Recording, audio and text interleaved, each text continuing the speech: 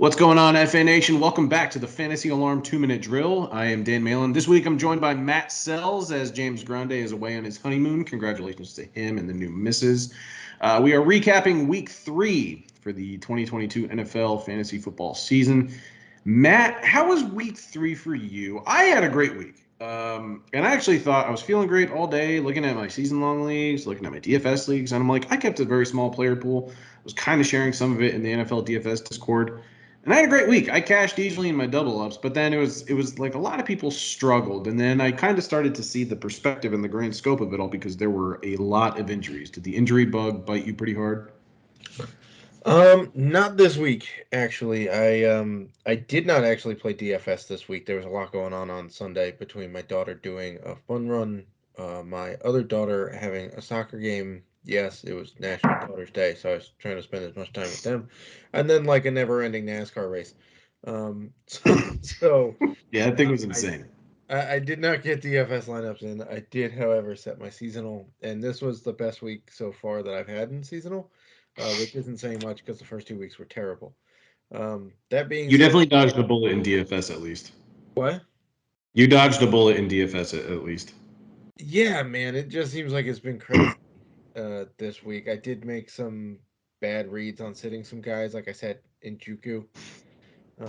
He was on my bench, and so that was a painful Thursday night game to watch, knowing I wasn't getting any of those points. Um, and then I also set Damian Pierce. I have him in a few different leagues, and I just didn't trust that he was going to find any gaps in the Chicago defense Mm. just yet, and that did not bear out. So, excuse the pun there. Um, so I don't know. Overall, it was a pretty good week for my seasonal um, leagues to get back on track. But I will share one story about a bad experience I had this week. So I'm in a season long league with a lot of local film and television people in the Atlanta area. And we have our punishment is it's the same for whoever comes in last. And so since we're within driving distance of Orlando, Florida, the loser has to drive to from Atlanta to Orlando, which is a 6.5 hour drive. You have to get a ticket to the Magic Kingdom, ride the carousel once, drive back to Atlanta, all in the same day. And I fell to 0-3 in that league. oh no, that's okay. So should I be finding a new partner for the NASCAR podcast this week? I mean, well, no, I mean, it would be after the season. It would be in like Okay. January or February. But man, yeah, it's not looking good. But let's freak out about some players. We'll start at the quarterback position. Tom Brady. It's been another week without multiple touchdowns for Brady. He's yet to throw for 300 yards in a game. The offensive line is beat up. They will get Mike Evans back, and overall, in time, the team will get healthier and presumably better. But are we concerned about Tom Brady? Is this a guy that's not a must start going forward? I don't think he's a must start. No. Concerned about him? Not really. I mean, he still put up multiple touchdowns with basically nobody to throw to against a pretty decent Packers defense last week. So I'm not overly concerned about him. I'm not sure he's a must start though at this point. I mean, I guess it depends on your format, right? If you're in a super flex, you're starting him because there's nobody that's gonna outpace him. Um, but if you're in like a standard 12 team, I'm not sure you can start him every single week. All right. Patrick Mahomes, a bit of another underwhelming performance for him. The Colts defense was miserable. They didn't have Shaquille Leonard coming into this one. Overall, just beat up, not playing well. They weren't cohesive. And they kept Mahomes to just one touchdown, one interception, and just 262 passing yards.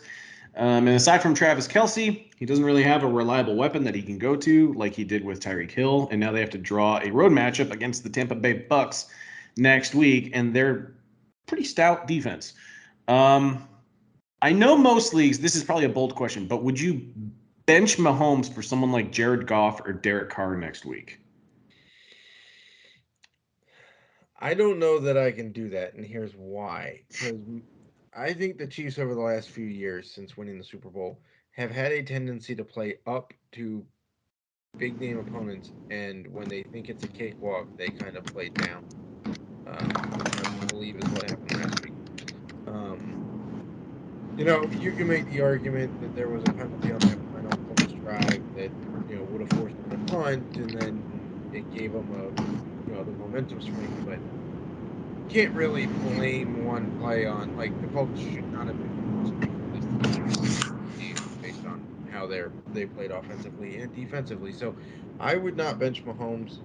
I think they will sort of out, and also just given the history of what the Chiefs have done over the last few years, is that the easy team, they're so used to playing the number one schedules that when they play an easy team, they lay an egg, right? Like the Mm-hmm. easy team last year was Any given Sunday.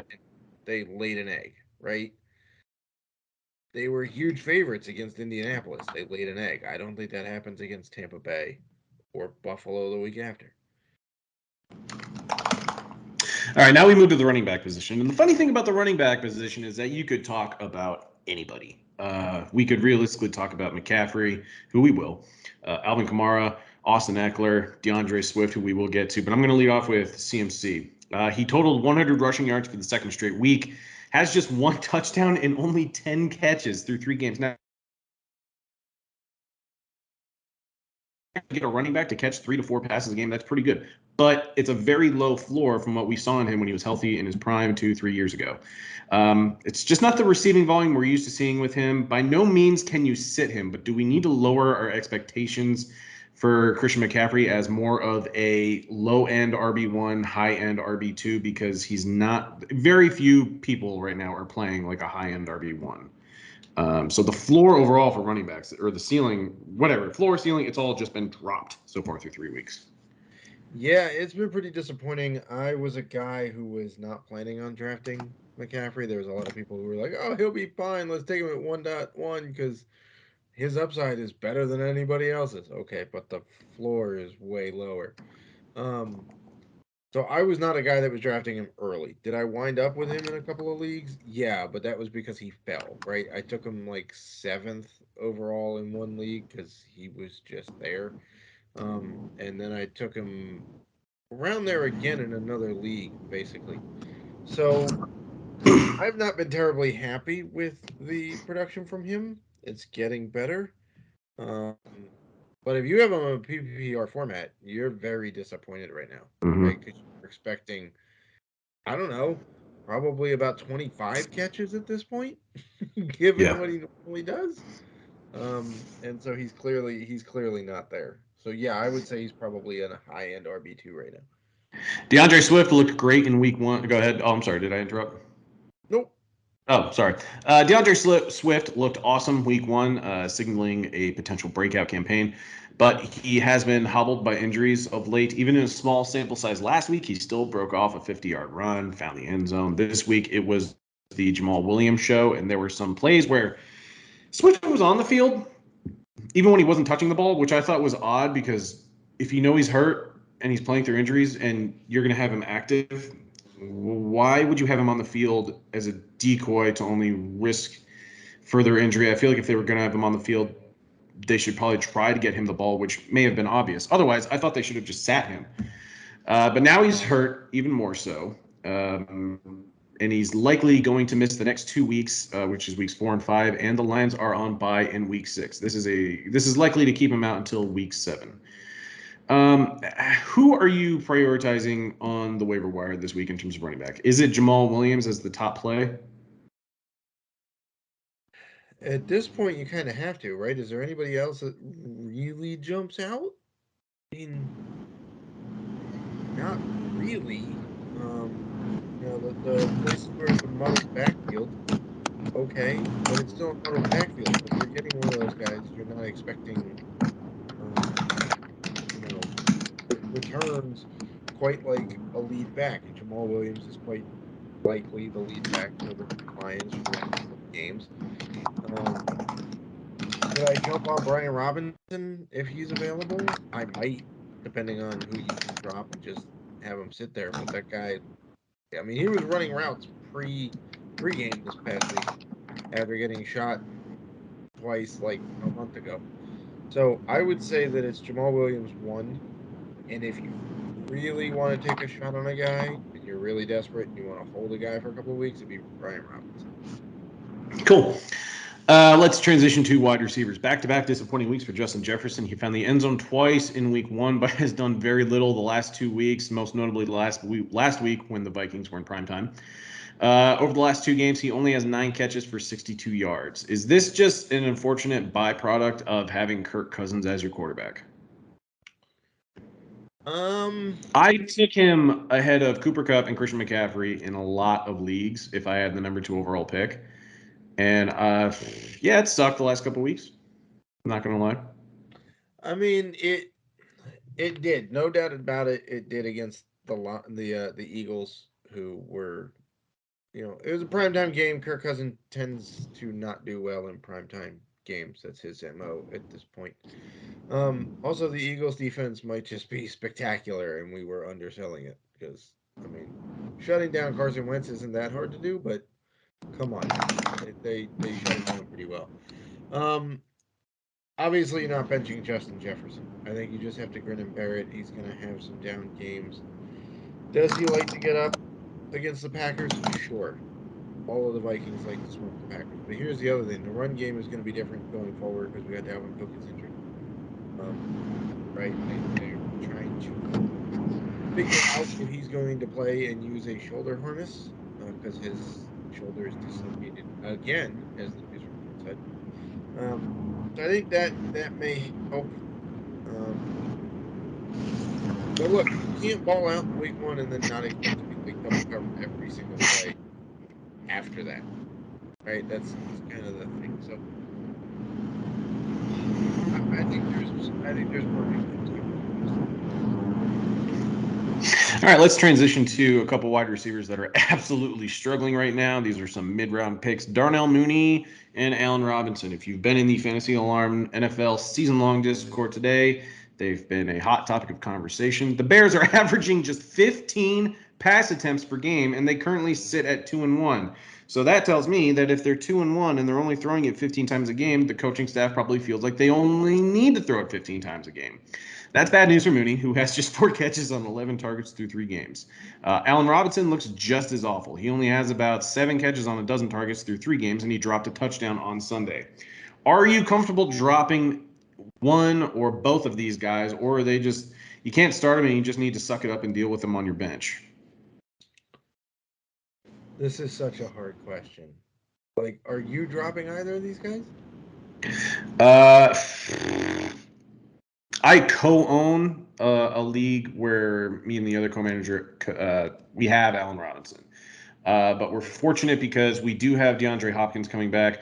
We also have Drake London emerging, and we have Cortland Sutton. So we don't need to start A-Rob, but we are also growing more and more tempted to drop him, especially with Hopkins coming back.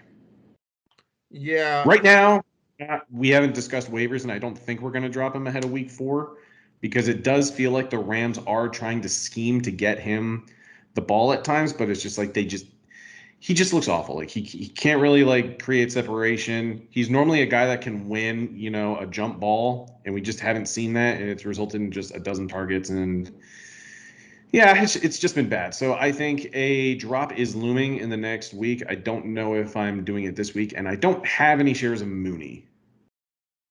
Luckily. Yeah. Look, I think A-Rob's probably the guy that I would hold in this situation. I trust the Rams offense way more than I trust the Bears offense. And for Mooney, it could be a case where, look, Allen Robinson was terrible with the Bears last year. We all know that. It was a terrifyingly bad year. The first year in which it actually mattered that his quarterback was terrible, because normally for A-Rob it hasn't. But my question about Mooney is he used to getting the number 1 cover guy, right? Because with Allen Robinson opposite of him, Allen Robinson still drew the number 1 cover guy, even though he was terrible. And Mooney got to, he faced him sometimes, but most of the time it was like the number 2 guy, where they would put the slot guy occasionally on him. Now he's drawing the number 1 cover guys. That's a big difference. And I don't know if Mooney can handle that, coupled with the fact that Justin Fields looks not good at quarterback. Like, looks not good, right? Regardless of the fact that they're only throwing it 15 times a game, he doesn't look great. Right? He completed 7 of 11 passes against the Packers. Okay, great, but 70 yards.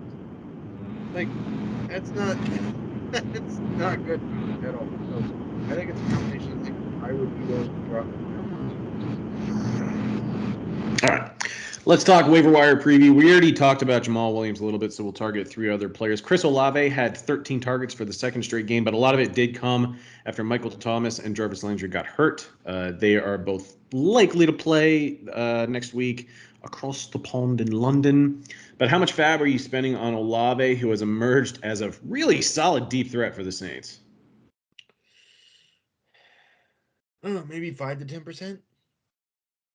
Maybe. I mean, the thing that concerns me is that he's clearly the third. Like you said, back-to-back 13 target games, right? But the other thing you said is it was after the top 2 dudes got injured. That kind of tells me he's still the third option if the other 2 guys are healthy, right? So here's where I stand on that, because in DFS week 2 I had Landry. Landry got out targeted easily by Olave. Now, granted, Olave only had 5 catches on those 13 targets in week 2, and I get the narrative that in week 3, this was one of those situations where he benefited from not just 2, but also Traquan Smith, who left with a concussion in the fourth quarter. So, when opportunity presents itself, if you are seizing the moment, I think this can still lead to big things for your fantasy value as the season progresses. And so for me, if you need a wide receiver, Chris Olave is probably the one that I would go. And I might go as much as 12 to 15% if I really need a wide receiver. I know Jameis is still playing with fractures in his back, but I think that Olave is proving that he was well worth the draft pick that they used on him. And I think that there could be a concentrated effort going forward, especially because we've seen Michael Thomas hobbled with an ankle injury and now a toe injury on separate feet. Landry, and they're both probable to play. Landry's just dealing with some foot soreness. But if Olave is the healthiest option, I'm not saying he's obviously not going to get 13 targets every week, but I think this could emerge into a situation where he's getting 7 to 9. That's fair. Also, Alvin Kamara's look like absolute dog poop. Which is surprising because Taysom Hill was inactive. Like, there was no threat for short yardage or goal line carries. And yet he still just can't piece it together. Like, that guy misses Drew Brees. Yeah, I don't know. He looks like the worst first round pick possible this year right now. I mean, it's not great, but I'll go with you. I think Olave is the top wide receiver guy on the waiver wire. It just depends on how desperately you actually need a wideout. Like if you're starting 2, I'm probably closer to like the 5 to 7% fab range. If you're starting 3, I'd probably be closer to 10 to 12. Good point. All right, now we'll talk about another rookie wideout, Romeo Doubs of the Green Bay Packers. He caught all 8 of his targets for 73 yards and a touchdown against a very tough Tampa Bay defense. That's huge for a rookie wide receiver in Green Bay, as Aaron Rodgers primarily relies on guys that he's developed chemistry with, guys he can trust. But obviously, we've seen Sammy Watkins. This is kind of like a scheduled tweak, but Sammy Watkins got hurt, and they're without Devontae Adams. Christian Watson, I can actually see just remaining maybe that wide receiver 3 in this offense behind Doubs and Allen Lazard. Can we expect this to continue? Because Doubs did get a lot of love in the preseason. It was kind of slow for the first couple of weeks. It's like when you have a guy like Aaron Rodgers throwing you the ball, it's obviously pretty intimidating. And if one drop could mean you're in the shadow realm, he just doesn't look at you. Is Romeo Doubs worth maybe 8 to 10% of your fab bid this week? Yes, because who else is Aaron Rodgers throwing to? Fair point. Like Allen Lazard, yeah, he's throwing to him, but he's going to throw to more than just one dude. So, and yes, the running backs can catch passes. Sure, okay, but he's still going to throw to more guys on the outside, and Doubs appears to be the number 2 option at this point. So, yeah, I mean, look, Green Bay offense has been good for a while. Why not get a piece of it? It's not going to cost very much on All right, last player we're going to talk about for the early edition waiver wire preview. Khalil Herbert, obvious target with David Montgomery likely out a few weeks with an ankle injury. The Bears are not ruling out a trip to the IR. In his place, Herbert racked up 157 yards and a pair of touchdowns. Are we looking at a potential league winner with Khalil Herbert, or are we likely to be fooled by a relatively bad offense that still has to run behind one of the worst offensive lines in the league? So earlier in this podcast, you asked me who the top waiver wire running back pickup would be. I Right? think we agree it's Williams. And I would say it's Jamal Williams. And then I said number 2 is Brian Robinson. That's because I trust the Washington offense a little bit more than I trust the Bears. Right? Here's the thing: Houston's rush defense is terrible, and it has been for like 3 years. They've been the worst rush defense in the league for like 3 years running. So does it shock me that they couldn't stop the backup for the Bears who like to run the ball? No, it doesn't. They're a terrible defense against the run. I still don't trust the Bears' offensive line. I still don't trust their offensive scheme. I don't think that their outside weapons are enough to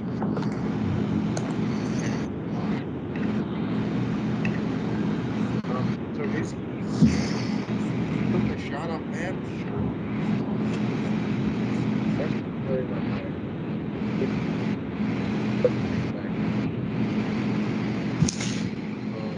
take a shot on Herbert. I don't even think this week might even be the third. I just don't like the Bears' offense and what they have going. I actually agree with that sentiment. All right, last topic of discussion, just because we've seen so much change in the first 3 weeks, basically from where we were a month ago during draft season. If we were redrafting today, and this is a very broad and open-ended question, but ultimately I'm kind of asking you, what approach would you take? Would you take any running back in the first round? Are Cooper Kupp and Mark Andrews essentially the first 2 picks? And then you're probably looking at the high-end quarterbacks like Josh Allen, Lamar Jackson, Jalen Hurts. What strategy, if you were to redraft today, and it's kind of a useless question, but what strategy are you deploying in your league after what we've seen through the first 3 weeks? It's a very good question. Oh, thanks. I hate taking quarterbacks that early. Even in a super flex, I hate taking them that early. Really, in Superflex? I mean, I always take a quarterback with at least one of my first 2 picks in the Superflex. right? Okay, I could take them in the second round, but you're talking about I first would round picks. gladly take him in the first round too. Look, yes, there are guys that have gotten off to remarkably good starts. Josh Allen, Justin Herbert, despite getting hurt, Lamar Jackson, Jalen Hurts has been remarkably good. I would look if I'm picking at 1, I'd probably take Saquon. Okay. I mean, he's been really good Yeah. for he's the injury guy that popped back and didn't have a problem so far, shall we say. After that, yeah, Cooper Kupp's got to be in that list. Mark Andrews certainly in there. I would still say Travis Kelce's probably still in that discussion. I would agree. He's probably a late first rounder. As for wide receivers outside of Cooper Kupp, I'd probably still put Justin Jefferson in there, despite what he's done for the last. Put St. Brown up there. Yes. Yeah. So anybody that got Amon-Ra St. Brown in the 6th, congratulations! 3 weeks into the season, he's a first round pick. So yeah, that's Jalen Waddle would probably be in that discussion too. And Tyreek maybe. Tyreek, Stephon Hill Diggs. wasn't great in week 3, but yeah, both of them are Diggs really. Diggs is absolutely a first rounder. Yep. Heck, I'd put the Eagles defense in the first round. That's right now. Matt. No. No, clearly not. I'm not taking a defense that early, but they would be the number 1 defense off the board right now for me. So yeah, I would say if I'm drafting number 1 overall, I'm still taking Saquon because he is the best running back consistently so far. And then outside of that, he's the only one though. He's the only running back I would consider at this point in the first round. All right. Well, Matt, thank you so much for your time. Thank you for coming on and recapping week 3 of the NFL season with me.